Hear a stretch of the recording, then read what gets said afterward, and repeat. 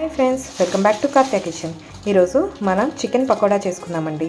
ముందుగా 1/2 kg chicken తీసుకున్నాం.